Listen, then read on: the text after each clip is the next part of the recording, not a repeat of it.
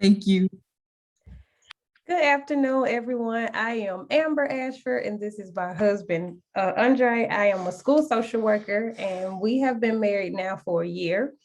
Um, we actually met at church, so there's like no official way that we met per se. Like to be honest, I didn't. He was a singer. He was a song leader. Now he's a young adult minister, but he was the worship leader, and I really did not notice him at first, and we kind of joke about that quite a bit because we had been there maybe I don't know 2 years before we had even started speaking to each other.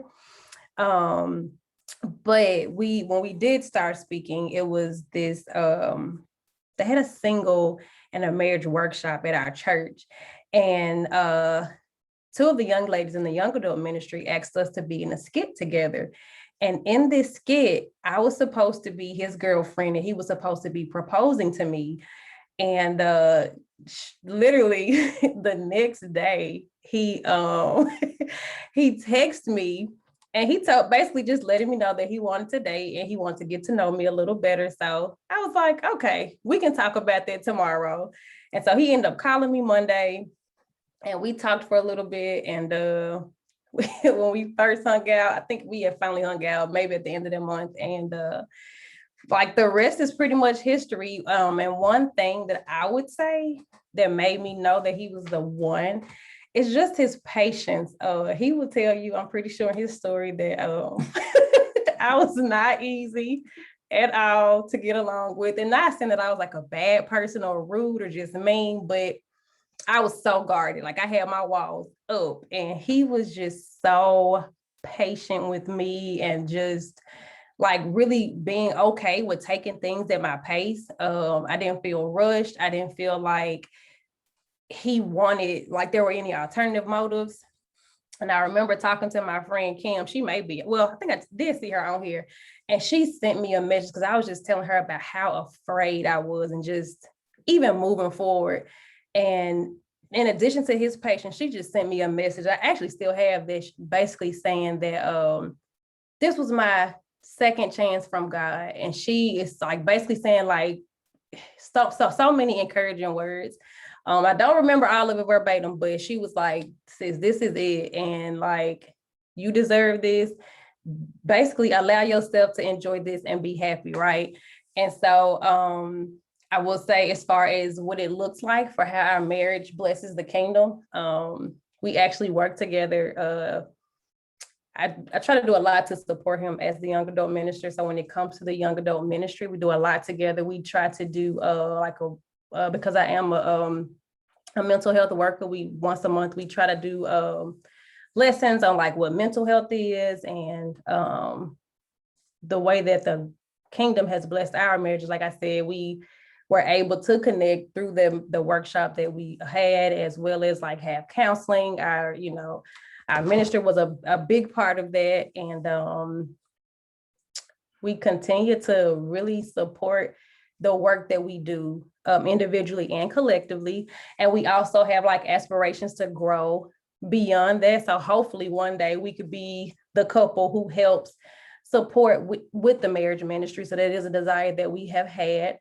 And as far as the advice that we would give Christian singles desiring marriage, for me, I would say know yourself first. Know who you are. Know what it is that you are willing to accept. Know what it is to be healthy by yourself, being like and being that, walking in your own healing and wholeness. If there are some things that you have experienced, be open to counseling. We actually did do couples counseling before he even proposed. Apparently he told our minister that he knew I was the one.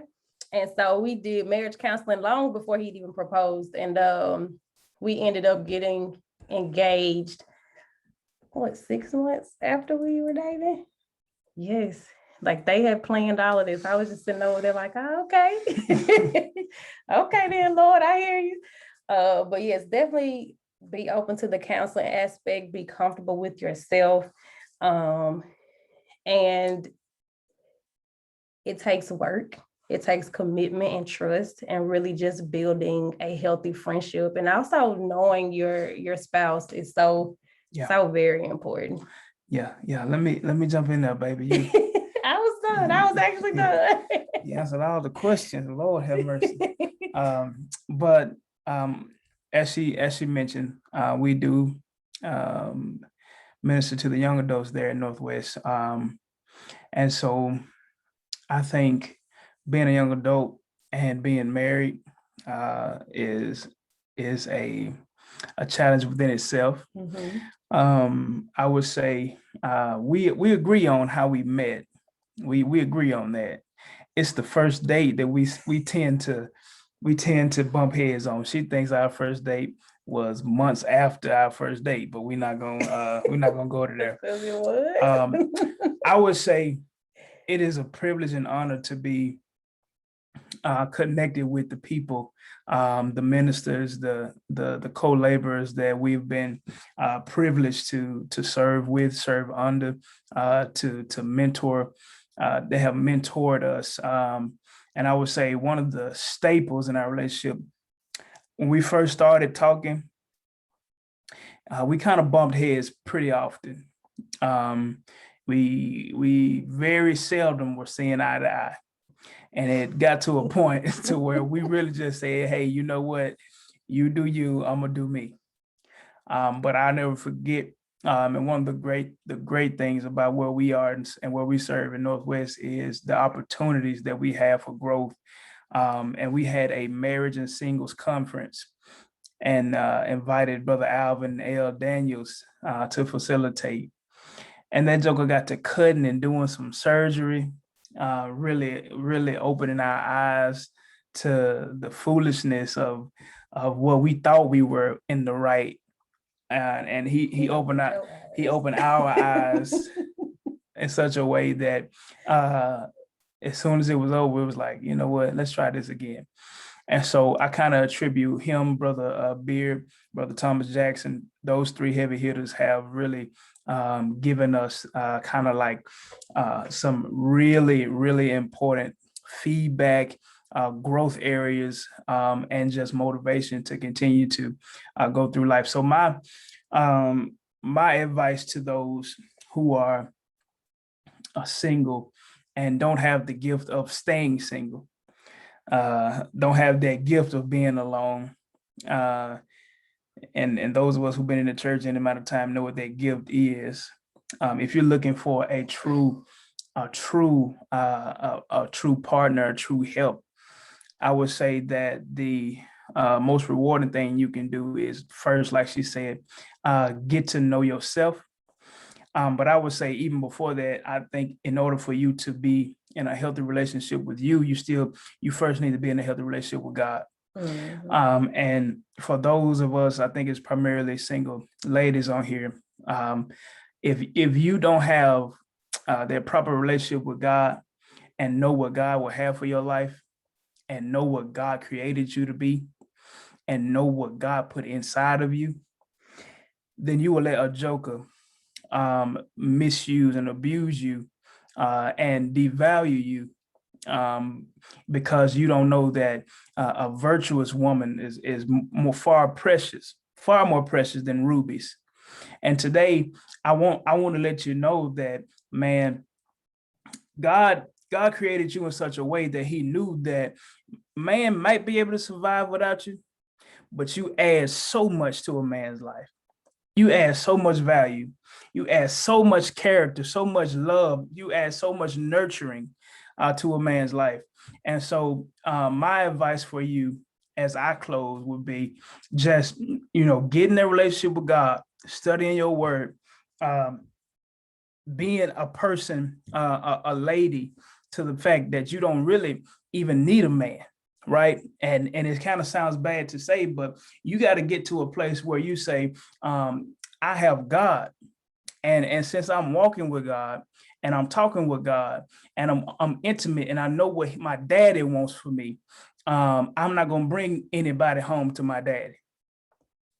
And so I leave you with that just to say, as long as you got breath in your body, you got time, don't rush into no relationship with nobody, especially if you haven't properly vetted them. I think my wife can attest to the fact that she properly vetted me. She properly vetted me. I wasn't always in the right mental space. And she let me know that until I was in that space, then we really couldn't have any dealings. So ladies, and to keep me from preaching tonight, just remember that the ball is in your court. Remember that you need to seek God before you seek a man. And really God will point you in a direction that you need to go when it comes down to, okay, it's time for me to settle down. And that's all we have. I think we answered all the questions, did we? Yeah, we did. And you said something I just wanted to add on real quick. Okay. I know there are a few of us on here, and myself included, who have probably had some traumatic past or had some rough experiences in our lives. And all I just want to say is this: no matter what you've been through, no matter how much trauma you may have experienced, keep in mind that I don't care how many hands $100 bill passes. I don't care if it gets rained on, trampled on, buried in the dirt. If someone stumbles across that $100 bill, they will still be so excited and be like, oh my gosh, I just found $100 because it never lost its value. So no matter what you've been through, no, you have not lost your value, and that you are still worthy. And the man who does win your heart, he needs to know that he has a true prize, because all of us are true gems.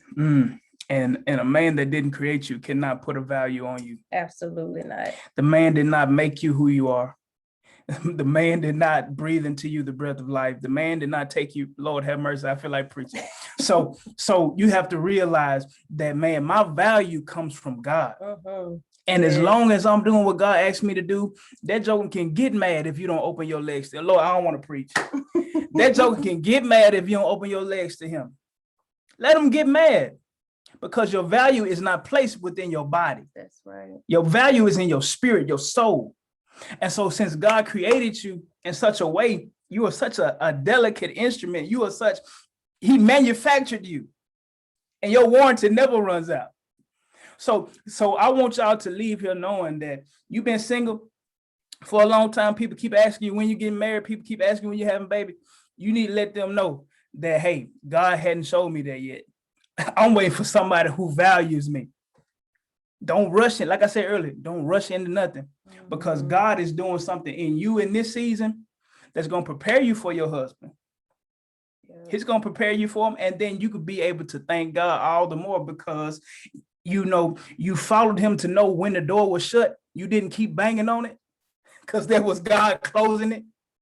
And you followed him to know that when he opens that door for you, don't be afraid to run through. Amen. I'm done.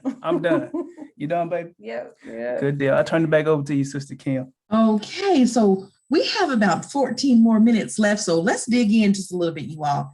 Okay, Let's dig. So you mentioned about this being the second time around. Can you talk to us about that? Also, talk to us about an age difference. Some of us are missing our blessings because we're missing our blessings. Anyway, yeah. And then the question I want to ask is, you mentioned Brother Ashford said that you vetted him, Sister Ashford. Get his mind right. Can you talk to us a little bit about that? We're not trying to get in all your business, but tell us a little bit what vetting looks like, because we haven't heard that word, and I think it's a good word. So talk to us about that. Absolutely. So I'll let him share his experience as well. But in response to your first question, I was actually married before I met him. I want to say my divorce was finalized like 3 years before we met. And prior to that, we had been separated for a year. So I was in an abusive relationship that involved the physical, the emotional, as well as the verbal abuse. There was also some infidelity. And so because of that relationship, I definitely, prior to even meeting him, I was already in therapy, because it definitely had, it played a big role on my mental health. I actually struggled with depression for a while. And so I had to get to a point to where I was comfortable with me, because I felt that,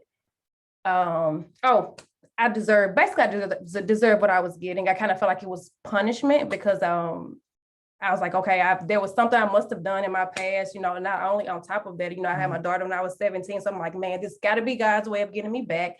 And so I stayed in this relationship thinking that I deserved it because I like, yep, I'm being punished. And so once I actually had the courage to get out of it, I guess when I really was open to marriage again, I was just afraid. And so I guess for him, even though he had showed me something differently, aside from the fact that we didn't like each other in the beginning, but I think a lot of it was because I had my guards up. I really did. And like I said, I was still going to therapy, still doing the work. But it was still challenging. And so to see how patient he was, and definitely, I definitely made him wait. And his response to that was not what I was expecting. And so one thing I was not comfortable with was setting boundaries. And so with him, I would just kind of honestly put my boundaries out there and let him know what I was willing to accept and what I was not willing to accept, and allowed him to respond based on what I shared. And and to be honest, we would have those tough conversations because he even admitted to me like, babe, I'm not a communicator, but he was open to that process and like learning to work through that. The honesty and everything like that, like it plays such a big role in me saying, okay, yep, I definitely know and believe that this is it. And like I said, just that confirmation that I had from Kim played a role as well. But a lot of it just had to do with me being intentional about setting my boundaries and giving him the freedom to respect those boundaries. That's the best way I would say the vetting process looked like for me. Yeah. So I just want to paint the picture vividly. When we first started engaging in dialogue, we first started talking, it was not my intention, just to be completely transparent. It was not my intention to get married less than a year later. It was not my intention to settle down. I'm still a young man by many standards. And prior to meeting her, I was so used to getting what I wanted. And fellas might hate me for saying it. Any kind of man who is somewhat attractive, you ain't even got to be as good looking as me, but any kind of man that's somewhat attractive by today's standards kind of uses that in a way to where they use it as an advantage. And so I was used to being pursued. I was being pursued. And so it was at a point where I was playing. And I was in failed relationship after failed relationship. Simply because the people that I was after and the people that were after me really weren't what God wanted for my life. And so for me to engage in dialogue with a woman who literally sees past the games, sees past the smiles and the joking, and sees past all the manipulation, and sees past all that and says, hey, player, I know you might be a player, but the game is over. And if you want to play my game, you got to play by my rules. And so that totally changed the trajectory of the way I thought about relationships, the way I thought about marriage. I never would have thought we would be dating for 6 months and I proposed to somebody. Never would have thought that. And I think some of us can attest to the fact that we've been wasting time with people for 4, 5, 6 years of our lives, literally marching in place, literally going around in circles with people. When you've already discovered, God has already given you the inspiration. He's already given you the revelation that that's not what I have for your life. He's already let you know that you will never be able to take your relationship to another place. Some of us been on a ship that's sinking for far too long. And so what happened is I saw something different. and my wife that I had never seen. Nobody ever made me wait till we get married. What? What you mean? This ain't BC 2000. Wait till we get. I want something now. And so she made me wait. Then she dressed modestly, beautiful body, but dressed. I'm giving y'all some pro tips. If you want that joker to go ahead, if you want the right one to come, give you some pro tips. I'm gonna put my cash up in the chat later. But she was dressed modestly. You ain't got to dress like a nun, but dressed to leave something to the imagination. So that was different. I'm used to girls just letting it all hang out, right? I'm used to women letting me do what I want to do, right? And so I get somebody who sets a standard and sets boundaries. And now it's like, okay, she for real. And that's kind of the reason why the first time we started dating didn't work, because I was exploring options. The first time we started dating, it was, I'll text you today and you might not hear from me until Wednesday. And then I would just text you Wednesday and like I just talked to you yesterday. And she said, I'm not gonna be upset. I just want you to know that's not gonna work for me. And so I literally had to cleanse my call log. I had to cleanse my directory, because it let me know that all the people I was pursuing in the past ended up the same way. Now I see something different. Now I know this is of God. Now I know that God is showing me, hey, you was in your dark place. Let me show you some light. And so, man, I can't remember what your second question was. Do you remember what your second question was? It was something in the middle of those two. I think it was an age difference. There's an age difference. The age difference, yeah. So, and this is something as well, she probably be able to come from a different standpoint, but my wife is a little bit older than me. I think what it is, 6 years? Five and a half. She got 5.5 years on me. And so that played a huge part as well in the maturity piece. So, man, I never would have thought I'd be dating somebody a little older than me, because all the women I were used to dating, like I said, I was used to that fast life, fast women, fast breakups. I was used to it. And then she showed me something from her wisdom, from her past pain.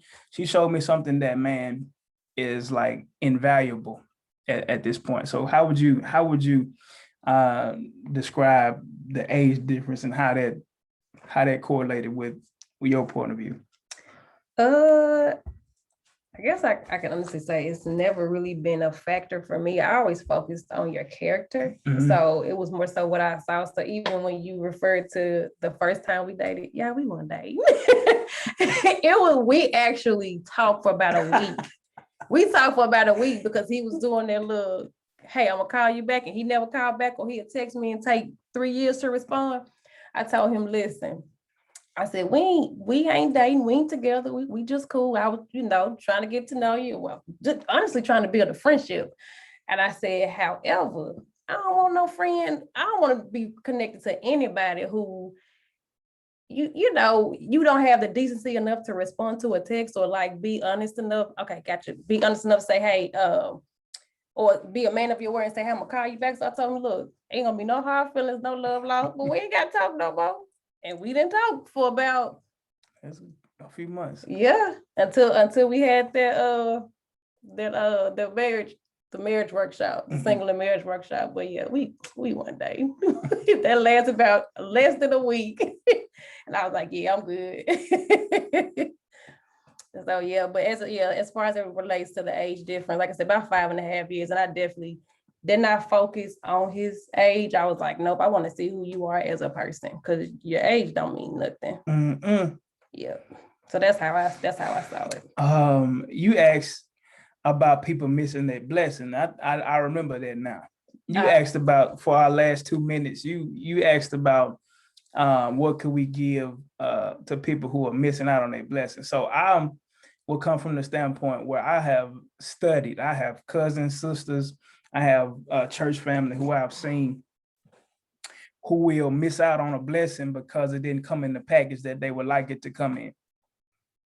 Lord have mercy. Lord have mercy. If I ask Amazon to deliver my package, I don't care what the box look like. Lord have mercy. And it's gonna mess with somebody's mind right here. It's gonna mess with your spirit. The value is in the thing that I ordered. It's the thing that I prayed for. It's the thing that I asked God about. It's God, I want you to send me a person that loves me for me unconditionally, agape love, somebody that'll love me beyond my faults. I want you to send me somebody who can be a partner as well as a companion. I want you to send me somebody who can minister to me when I'm in my immaturity, right? I want you to send somebody who can speak well of me in life-giving words when other people may be bashing me. I need you to send somebody to be my help. And then the thing that happens is you put all that in the description of what you want. And you pray 3 or 4 times, and then you say, God, okay, I know you're going to do it. I'm praying in advance and thanking you on credit for all that stuff you wanted. But when the package shows up at your doorstep, just because it ain't in the size box you want it, just because the box may have a dent in it every now and then, it might have the tape might be almost off of it, a little ragged. The thing you asked for might be on the inside of it. Okay, make it plain. Don't miss the opportunity. Don't miss the blessing. Don't miss the potential husband, the potential wife, because you focus on what culture and society said the box should look like.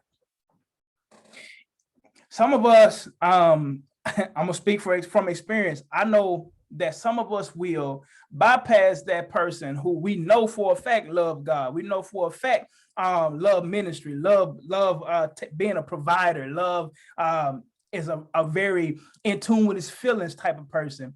But we'll do it in a way that we'll choose something that's completely different because that's our preference.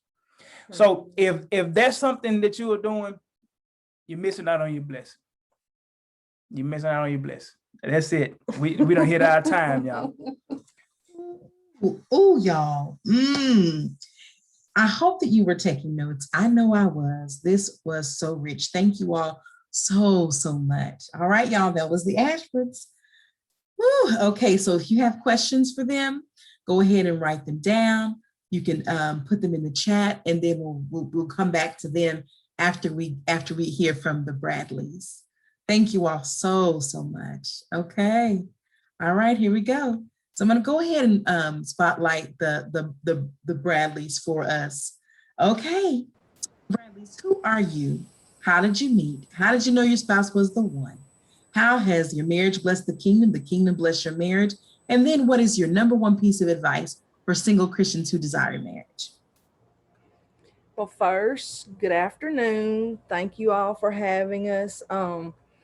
I feel like we should have went first because the Ashfords, they kind of had it all together when they met, seems like. And we're kind of the total opposite there. But we've been married for 27 years, 28 September 3rd. And it's been a blessed 27 years, but it's been tough. We met in high school, both went to high school together. I would say I thought he was a bad guy, kind of, sort of. He was known to get in a fight or known to be in the principal's office or go home for a couple of days, and my mom was a teacher, and that was not an option for me. I was brought up in a single parent home, very strict.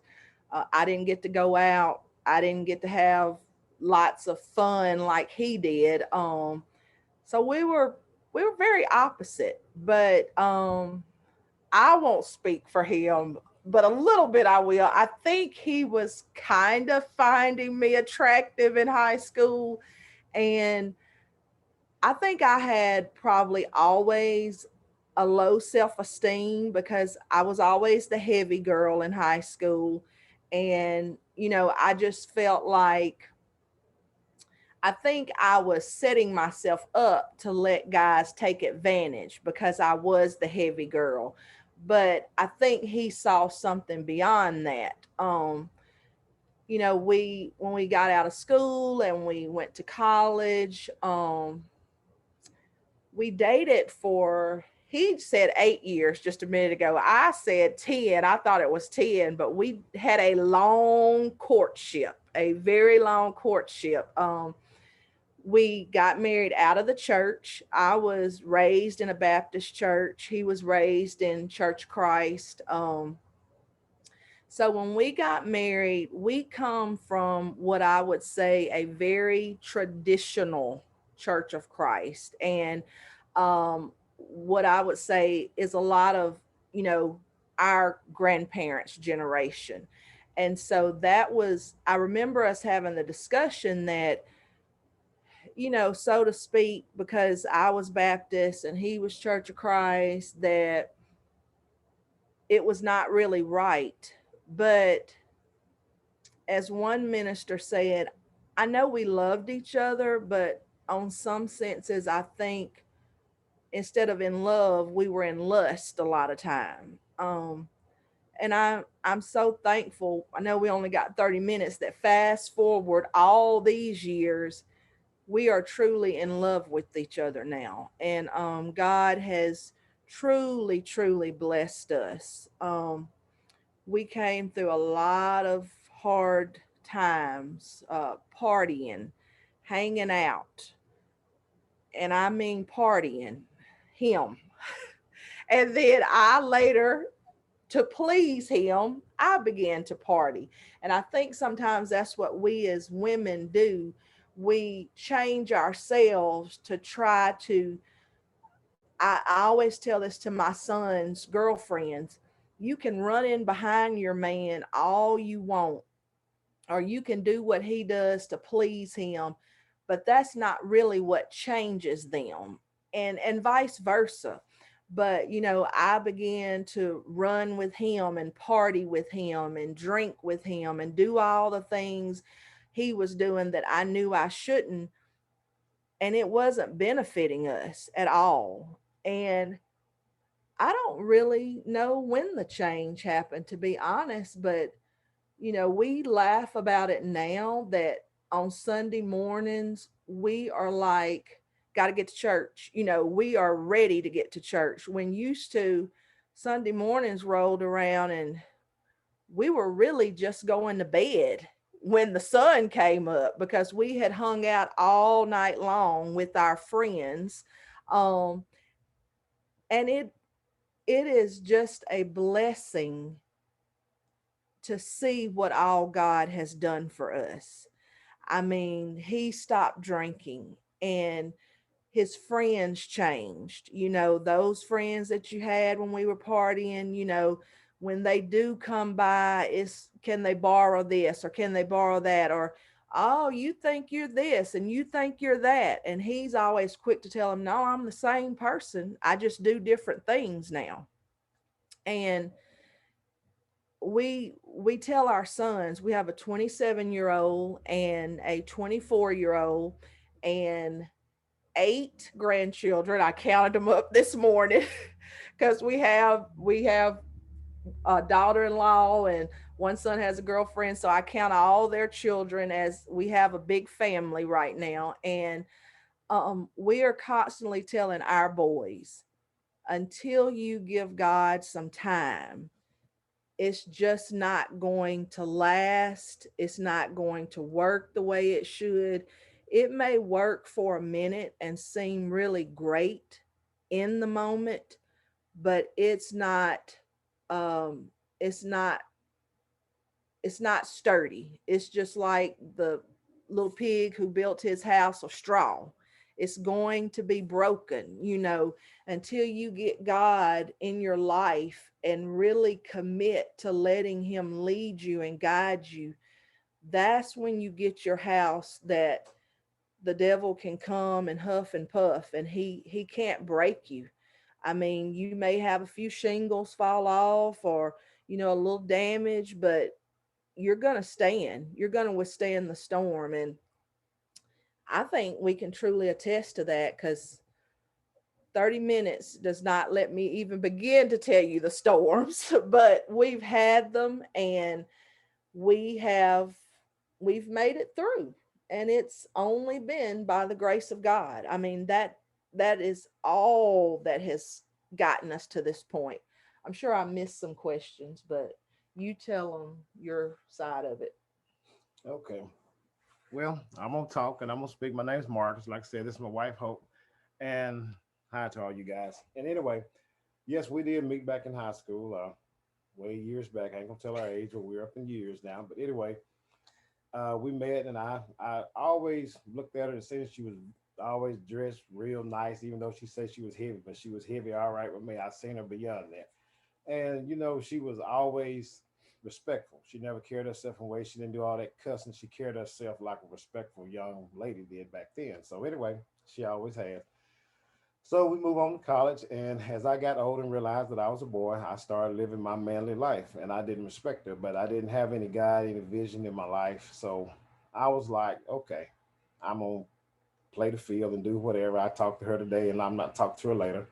So we moved on through that. But as I got older, when I really started taking her through changes, I'm very transparent. I've been, like she said, I didn't mind getting into trouble or whatever, but she just always stayed on my side. She never left me. We started going to church, some to her church down there, and we eventually then we got married. We had our first son before we got married, and I tell women and men, try to not to have your kids outside of wedlock, because it does something to that child. And now today's society, because kids are so emotional, they take everything to heart. And the stuff that we experience now, even with our grandkids, like our oldest granddaughter, she constantly asked about her last name. That's something the process we're getting ready to think about changing too. But it does something to kids nowadays.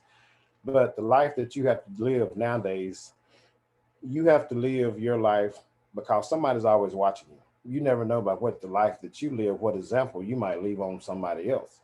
And but as the years went on, I took my wife through a lot of changes. I was a heavy drinker. I, I was, we never did the physical thing. I never believed in hitting a woman, none of that, because my mom was a teacher too, and she would put the blood of Jesus on me along with her mother and parents. But I was just I would go, stay gone from home a night or two, come in, and just like Brother Man said, Brother Ashford said, that I would act like I just talked to you, like I just seen you, knowing I hadn't. But you know what? She was the kind of woman, don't let the smile fool you. She could rattle my cage to let me know this woman is strong. She is strong to deal with Marcus Rattler. And all along, it was God's merciful grace. It wasn't just her just being nice, but she stuck on my team. But people today, love your mates, realize who you are. And I'm going to kind of fast forward, and you can ask us questions and we'll come back and answer them. But grow to a point in your life where you can realize the peace, find your zone, find you, decide what you actually want. If you want to live foolish and do crazy, I'm not telling you to do that, and I'm not condoning it. Do it before you step up to the plate to try choosing your mate. Because I'm telling you, your mate can bring you through some things that can make you so strong. And I have been blessed. We have been blessed. We've grew a lot, teaching business, our own trucks and stuff, but we have been blessed. But it's by God's merciful grace giving me a helpmate rather, that was compatible for me. And just like the young lady said, Miss Ashford said, $100 bill never loses value. Don't matter what you've done in life, give God some time and ask, because He gives us, like the 5 steps to being baptized. He gives us the option to repent of our sins. We're not in the Old Testament. You can brush off your britches, get back up again, and say, Lord, help me one more day. And just try. None of us are perfect. Even Jesus was tempted, and we're all gonna be tempted. But you got to learn how to put your feet down, choose your mate, somebody that makes you feel strong. You may not be as strong as you think you are, but when I got this yellow girl behind me, giving me some guidance, putting that little polish and touch on me, hey, Marcus Bradley's a beast. Now I can think pretty good, but it's a lot of days, and I love her so much. A lot of days when she's at work, if I get home early, I'll turn around and start talking. She's not even here, but she's my best friend. But couples, you got to learn how to communicate. And once you get to where you can learn how to communicate and start giving God some time and stay focused on the Lord, give Him just a little bit of time, it all started happening. And for the actual advice, I guess I'm skipping some parts you want. You can ask questions, but I'm gonna say this at the end, and then to help your relationship, find God, seek some counseling. Sex and all this, like the brother man said about the box. Guys, gals, don't worry about the box. It's this inner part. It's what they're worth, their true value, how they make you feel. Because my wife can rattle my cage so bad in certain ways, whether it be a cage rattle of love to let me know that she loves me, that she's proud of me, or whether it's a cage rattle to let me know, look here, dude, I'm not playing. You don't need to make this choice. And that's just the kind of girl that she is. And I feel so good now. Now I'm a TD Jakes preacher. If you get me started, bro, man, I do a couple sermons too. I got something to say too. But your lady, your spouse, your couple can be so grand. And don't let your friends tell you, oh, I wouldn't put up with them rules that she's trying to lay down, or ladies telling her, I wouldn't put up with this guy because he's done this and he's this and that. You two guys build your relationship on you. Don't worry about Tom, Dick, and Harry out there, because they can go kick rocks. But as long as you put your hand in God, and I'm very transparent, I'm not real finessed on talking, but I got a lot to tell you. But put your hand in God's hand and just say, thank you, Jesus. Just say thank you. Because God's grace, he shows us merciful grace every day, whether we're deserving or not. We're always a gem in his eye, because Christ died for us. I mean, he did the ultimate sacrifice to make sure that if we would at least try, we can all go to heaven. But go to heaven loving each other. Don't know. I believe this is my firm belief. I believe there's someone for everyone. I literally believe that. And if you take your time and just give God a little time and just let it soak in, don't jump fast. And like I said, she did take me for a long 8-something years before she would even let me. So it was a lot of hit them go ahead on buttons on them pauses and whatever. But you know what? It's like Lee Williams said, she's still here. We're still here. And she is my best friend. But one more thing, love God, put God in your life. And look here, don't the only dumb question about wanting to know something about marriage or salvation is the only question not asked. That's the only dumb question. When you don't ask, don't feel like, because even us been married for 27 years, we learn a lot every day. Every day. And but when you get the big head so big that you can't listen and accept what life and God is trying to give you, you're not going to grow. But just be humble and meek. That's one of our biggest problems nowadays. We won't humble ourselves, because I used to have an ego. I used to have a Mike Tyson knockout. I used to always have a fast car. I used to have a little pocket full of money. And I used to fly a lot. I ain't gonna say what else I did in my curriculum time, but I was always that guy. Don't let that influence from the world make your decision about what you want to do. Sky's the limit. Love yourselves. You can ask your question now, hon. I'm done. I'm getting ready to go put on my TD Jakes tie and really talk. But I anyway, think I failed to tell what we do. I'm a teacher. Um, I went back to school in 2018, so I was late getting my degree. Thank the Lord I was able to go back. I had worked as a bookkeeper at the school and went back, finished my degree, came right back and became a teacher there. My husband was a truck driver for over 20 years, long haul, and has in the last year come home off the road, which has been another adjustment because I was very much used to running the house. So now he's home. He went to college for auto body, and so he runs a body shop and also still drives trucks some on the weekends. So one thing I'll say is that we've learned to compromise. I was not a tomboy. I mean, I grew up playing outside, but I like the air conditioner. I like camping still is the does. hotel. We give me Holiday Inn for a camp out, but he likes a tractor or a car race or to go fishing. And after all this time, we were just outside. I just have on a dress blouse and shorts, but I get out there and mow the yard too. You know, I get on the fishing bank with him. I get outside now and do all those things. I drive the tractor if he needs me to. But he will also now, after a little bit of coaxing, get a weekend away at the hotel, you know, or go out to a nice dinner. Like we're going out on a double date tonight with the couple from church, and it took him longer than it did me. And he'll tell you now, I'll go if you just get it set up, and he'll love it once he gets there. I think that's just a man thing. But we have learned to compromise. I can have just as good of a time on the fishing bank as I do at Texas Roadhouse, you know, eating dinner. And I'm thankful that, not saying he didn't pray, but one thing I'm so thankful for is that I prayed so hard. And I don't want to get emotional, but that our parents prayed so hard for us. His mom passed away in June, and I know that she prayed so hard for us because she had gone through times.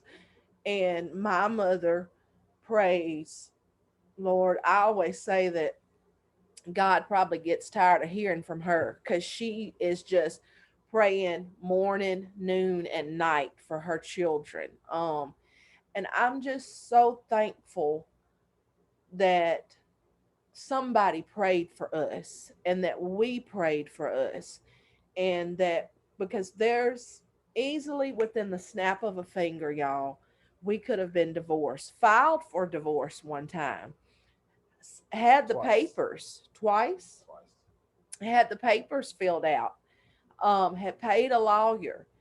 And, you know, it would begin that, oh, I'm done with you. That was my word. I'm done. I'm done. Get your stuff. I was even that woman that packed the stuff and put it on the porch in the black garbage bags in front of my friends. Yeah, My pride. I had a mouth on me. My mother raised a strong gal. I had a mouth, and I would go outside and tell his friends, "Party's over. Hit the road, but boom, boom, get out my driveway." You know, but I have packed his bags, and I mean, I truthfully just can't tell you all how far we have come, and only to know us could you understand that. But we have come from a um spade tournament all night with a cooler full of beer and liquor everywhere to a couples gathering at one of the elders' house with green tea and diet Sprite playing Taboo.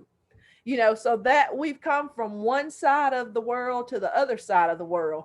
And I will never say that sometimes I don't think about those times that we left. And man, did we laugh and have fun. But then I come back and I say, we can have the same fun.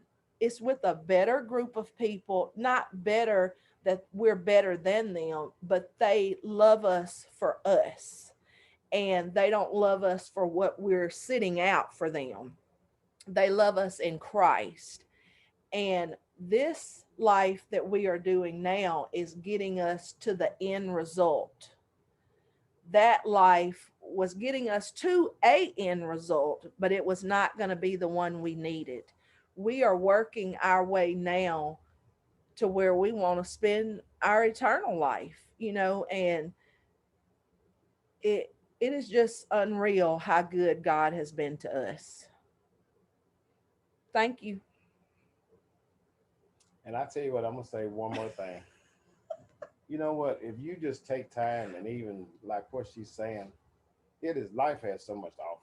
You Yeah. know, when we were younger, me and Hope would often sit and talk. We said, do we not know this any different then? But now we can sit back and see so much stuff that we did wrong. Mm-hmm. So many things, so many bad in here influences that we left with our kids. And the lady that was saying about you wondering was this punishment? The Lord don't punish you. I mean, the Lord will punish you. Don't get that twisted. Let me clarify. The Lord will let you know that He knows what you've done. You know, by His straps, you know, when the good book tell you, we don't, we have to take into account for what we do, true enough. But don't never think the life you live determines what's going on right now. When you ask for forgiveness, you can ask for forgiveness, be riding down the road. Sometime I'll be on the track, I'll be out there at the shop, we run inside. I say, Lord, forgive me. When you get in God, you just say, Lord, forgive me. You don't know what you're saying, forgive me for. I often say, Lord, forgive me for what I'll do tomorrow. And I just say that. I mean, but when you get used to changing your life, couples, stuff will get so much easier. Don't be ashamed to conversate, because conversation, as the old saying goes, when we was running the street, conversation rules the nation. A closed mouth don't get fed. Talk to your mate. Talk to your mate. Just be transparent. I mean, and just because I had a bad thing about when I first started dating Hope, which I still watch things, and I still watch my money. But you know what? When I realized that she really loved me and she was who I thought she was, which the woman that was rattling my cage, and no matter how many times she packed my bags and made me look bad in front of my friends, that yellow gal right there, I could see her later, and like she would always come up like I could be getting off work somewhere. Once we was doing our little separation, when I had to stay in the Gojo hotel for a couple of weeks, she would always smile at me and just look, how are you today? Just as calm. And then she would say, are you coming? Are you gonna do better? You gonna straighten up? And I was still tough. You know, she would always kiss me in front of a crowd, back in front of my friends. And then she said, are you gonna come back? I'm like, nah, nah. Then I got thinking, ain't no gonna be raising my kids, and ain't nobody gonna be touching my woman. I straightened my black tail up. It took me a while. Hey, ain't no man touching my kids, because I ain't gonna act right. I ain't gonna play the game right. And the Lord, you know what? I still have a defense mode, very much so to this day, but I use it for God. And a lot of times now, stuff that I can walk away from and turn my back. Every battle, y'all, is not meant to be won. Some battles are best to be left alone and let the person know you know what's at hand. Curiosity kill the cat. But I mean, I know that street, but I'm very transparent. I'm just letting out to you the way life gonna treat you. And y'all just, hey, y'all be each other's strong point. Cause me and her, if y'all ever with your mates lay down and just pillow talk, we gossip about everything. But we make each other strong. We make each other strong. We're like, baby, watch out for such and such. That's our favorite talk time. I mean, we get in that bed before we both start snoring, and we talk. We talk. I mean, because we've got a 5-year-old, we're raising a grandbaby, and that's really our only time now because we've started over again. Um, and I'm sure our 30 minutes is up, but I want to say to Sister Ashford, did I get the last name right? Um, when you were saying that about punishment, I have said that so many times because y'all, we have 2 grown sons that, woo, just like the mama was back in the day. no, just like it's a combination, but y'all, we love them. We love them, but they have taken us through so many ups and downs. And for a long time, I would say when we weren't on one accord, that it was his fault because they saw this or they saw that, or, but they saw things with me too. And I thought truthfully that God was punishing us for what we did through them. And even they began to put division in our home as grown children. And that's still a battle. I mean, we still have to make sure we are on one accord because they still come back, they still are lost, and we're constantly trying to tell them what they need to do because we've already been there and done that, and we're trying to lead them. And the devil will come through your kids, your family, yeah, whoever. The devil come at you in all kinds of ways. I had to realize it wasn't punishment. It was the devil coming after us because he sees us trying so hard. And he certainly is upset that he has been losing us. So it's like he's trying extra hard every chance to get us any way he can. through family, through friends, through money, through bills, through anything. Anything. It can be leaving the dishes in the sink. You know, that might throw me for a loop, and I fuss about it. And the next thing you know, he'll say, you got too many shoes sitting around on the floor. And instead of me just saying, okay, honey, you know, I'm going to get them up, I'm going to come back and say, I got too many shoes. Well, what about the lemon pepper or the garlic salt that you leave out of the cabinet all the time? And it's on, y'all. It's yeah, you know, we're back and forth. And he'll always say, don't let the devil use you. And I'm quick to say, oh, am I married to the devil?